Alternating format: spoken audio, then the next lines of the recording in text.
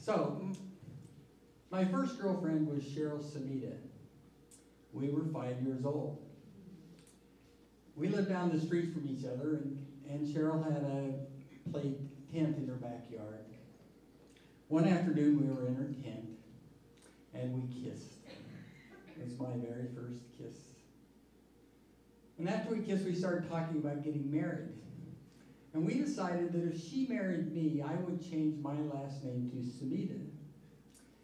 But if I married her, she would change her last name to Jensen. Seemed perfectly reasonable at the time. Now, it wasn't, even though it was 1958, it wasn't as unusual as you might think for me to have a girlfriend.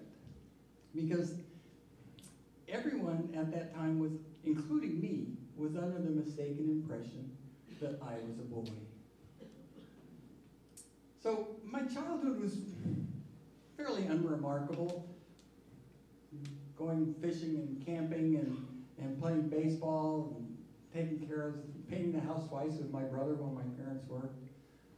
There were a few unusual things though. There was a year or so when I was 7 or 8 years old where I went to bed every night praying to wake up as a girl. Now that was really confusing because I had not a clue why I would do such a thing. Why did I want that? But all I knew was that I did. Well, eventually that passed and life continued, and I was about 14 and I started cross-dressing. And I would, while my mom was at work and I was home from school, I would sneak into her bedroom and start putting on her clothes. And I remember the afternoon when I was standing in her bedroom and wearing her bra and skirt and shoes, and she came home from work unexpectedly, and I fled in abject terror down the hall to my bedroom, convinced that she had seen me. She never said anything about it, and years later when I asked her, she said she didn't remember the incident, but I certainly did. So I grew up in Pocatello, Idaho, which by Idaho standards, I was a city kid. Right, everywhere else it was very much a small town. But you know, I subscribed to Life magazine, and it was the late '60s, early '70s, and you know, I had read about the Summer of Love, and you know, I wanted to be a hippie. Actually, I wanted to be a hippie chick, but that took a while. So I did well in school, and I graduated in 1971. I applied for college. I got into Stanford, so I got to go to the Bay Area. I got to start smoking pot and drop acid and get arrested in anti-war protests and go to Grateful Dead concerts. And so for the most part, my college was pretty unremarkable. You know, there were happy times and sad times. I made lifelong friends in my freshman dorm that I still spend time with. There was that afternoon, though, that I spent in the stacks of the library looking at books with pictures of genital reconstruction surgery. And when I think back on that, I'm pretty sure that none of my classmates had done that same thing. Not sure, but I think I'm probably pretty safe there. So I worked, despite all the fun, I worked pretty hard in college, and by the time I graduated, I was burned out. And growing up, I had watched the Perry Mason show with my mom every night. And in 9th grade, I decided that I wanted to be an attorney. There were really two reasons that I wanted to be an attorney. One is that I had a really bad reaction when somebody tried to tell me what to do. So I thought, being an attorney, I could work for myself, so this would be a good thing for everybody. The other thing was I wanted to be able to help people. But by the time I graduated from college, I was really burned out, and I didn't really know if I ever wanted to go back to school again. So instead, I moved back to Idaho, and I became a hotshot. I started fighting forest fires. And, you know, which was a wonderful thing because I'd always loved playing with fire, and now I got to get paid for it. So it was really great. So I did that for a couple of summers, and then the third summer, the third summer I became a smoke jumper. You know, those are those crazy guys, and at the time, as far as anybody knew, we were all guys. Those are the crazy guys that jump out of perfectly good airplanes in order to fight forest fires. It was a crazy time.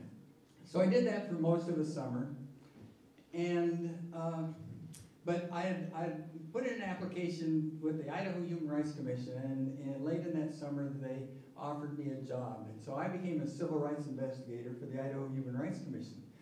So this was in the late 70s, and as you can imagine, there was lots of discrimination going on, lots of sex discrimination going on, and so I was very busy. And as I did that job and I worked with the attorney that we had on staff, I realized that if I was an attorney, I could do a lot more to help people. So I did. I went back to law school. I had a new girlfriend. We moved to Berkeley together. I went to law school there. I grounded out for 3 hard years. We got married in that time. And then we moved to Seattle, and I took a job. I eventually became a partner at a medium-sized law firm there, and I was doing venture capital and intellectual property law. It was the beginnings of Microsoft, and so it was a really exciting time to be doing that kind of work. And we had 3 daughters, and we had friends and potlucks and all that kind of stuff. But eventually I burned out on the work, and my wife was a nurse. She burned out on her work. So we packed everything up. We bought a travel trailer, and we moved to Montana. So I wasn't going to be an attorney anymore. I was going to be a fly fishing guide for the rest of my life. That didn't work out, unfortunately. A few months later, so it was March of 1995, I ended up in Prescott, Arizona. I was at a place called Prescott House, and Prescott House is a well-known men's residential treatment center. I mean, they don't even allow women on the premises. But so I was there for 5 months. As far as I know, I'm the only woman who ever graduated from Prescott House. I'm pretty proud of that. But I did graduate, and despite my pledge to never practice law again, eventually poverty drove me to start freelancing. And so eventually a friend of mine, Jack Williams, hired me. Now Jack had just been, 2 weeks before he hired me, he had been diagnosed with Lou Gehrig's disease, ALS. And he died almost exactly a year later. And in the course of that year, he taught me how to do criminal appeals. And I've been doing that work ever since. So today I'm a public defender, work for the Pima County Public Defender's Office, and I represent people who have already been convicted and tried, and my job is to see if I can get them off on a technicality, you know, like the Constitution.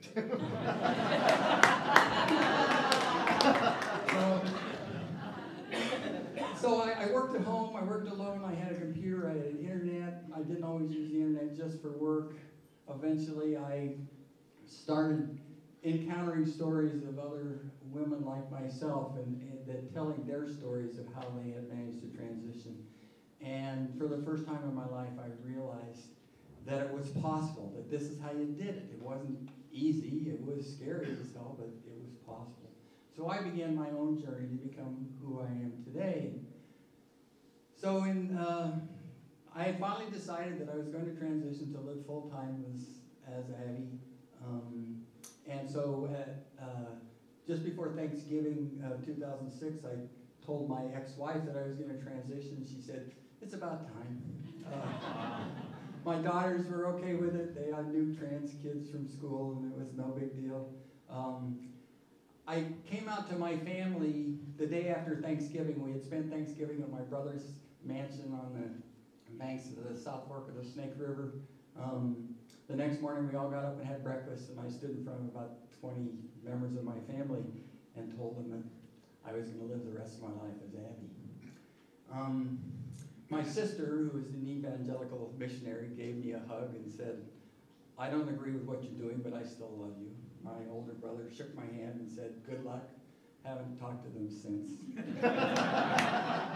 My mother, on the other hand, I told her separately, and within about 15 minutes, she wanted to know if I had any pictures of me as Abby, and I sat down between her and my stepdad with my laptop and started showing her pictures, and all of a sudden we were talking about shoes and hair and skirts and all kinds of things like that. And that night, my mom gave me a hug, and she said, "You do what you need to do to be happy, and we'll adjust."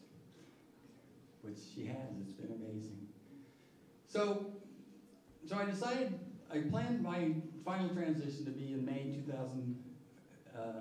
2007. But in March of 2007, for the first time, the Arizona Supreme Court accepted review in one of my cases. So I went to Kingman High School and stood in the auditorium doing my best to pretend to be a guy and argued this case before the Arizona Supreme Court. A month later, I changed my name. I began living full-time as Abby. And the opinion came out with my new name on it, which was really wonderful, the first.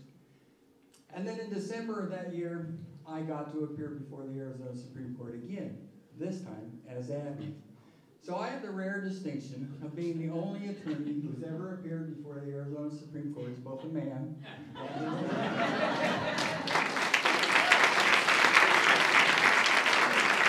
So, as you can see, my life has been more than a little bit odd in all kinds of different ways. Thank you.